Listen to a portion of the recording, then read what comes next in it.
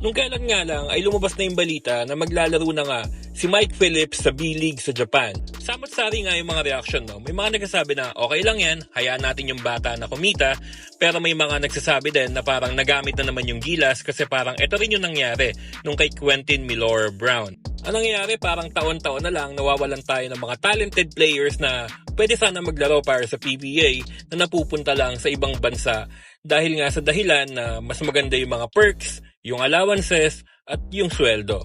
Dun sa mga nakakapanood ng live na Gilas Games, alam niyo siguro to, na pag lumalabas si Carl Tamayo at Dwight Ramos galing sa dugout, yung papalabas na sila ng court, grabe yung tilian ng mga fans, no? Karamihan babae. Ngayon isipin natin, no, kung mangyayari yun sa PBA, naglalaro si Dwight Ramos at Carl Tamayo, dagdag na attraction yun sa mga female fans.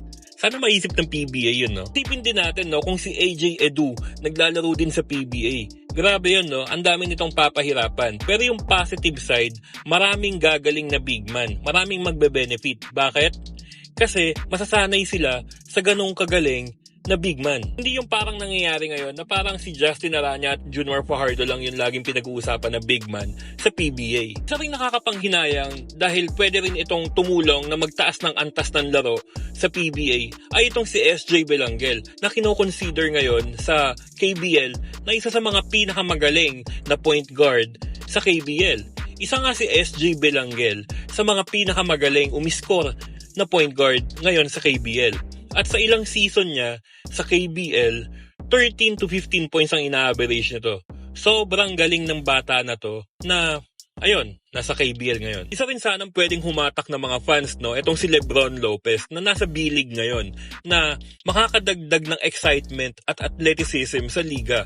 Tandaan natin na tayo mga Pinoy, mahilig tayo sa highlight reel. At itong si Lebron Lopez nga, tinatawag nila na human highlight reel. Pero ano ba talaga ang problema ng PBA kung bakit nawawalan tayo yearly ng mga top recruits galing sa amateur at college? Isa na nga sa mga dahilan kung bakit tayo nawawalan ng mga players at napupunta sa ibang liga ay dahil nga sa pagiging outdated ng PBA. Noong time nila Alvin Patrimonio at Benji Paras, ang maximum salary na pwedeng matanggap ng mga player monthly was 500,000. Ngayon 2 dekada na ang lumipas, 450 lang ang maximum salary na pwedeng matanggap ng mga player. Tandaan natin grabe na ang inflation. Ilang beses na nagtaas ng gasolina at bigas.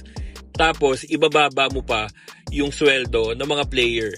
Imbes na maging mabait na lang din sana ang PBA sa mga players, yun na lang siguro yung gawin nilang advantage. Kasi kung ayaw nila magpalit ng rules or i-update yung mga sistema nila, wala naman tayong magagawa eh. Hindi naman tayo yung mga matataas na tao na nakaupo doon.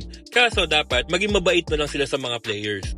Kaso nangyari nga, naglagay pa sila ng mga 3-year ban sa mga players na lalabas ng PBA para maglaro overseas. So, for example, si Jamie Malonzo, nawala na siya ng kontrata sa B-League. Pero hindi siya makabalik ng PBA kasi may 3-year ban nga siya. So, anong nangyari kay Jamie Malonzo? Nag-sign na lang siya sa isang minor league na affiliated pa rin naman ng B-League sa Japan. So, sana, maisipan ng PBA na mag-adjust na at sumabay na din tayo sa agos ng modernization ng ating pambansang liga.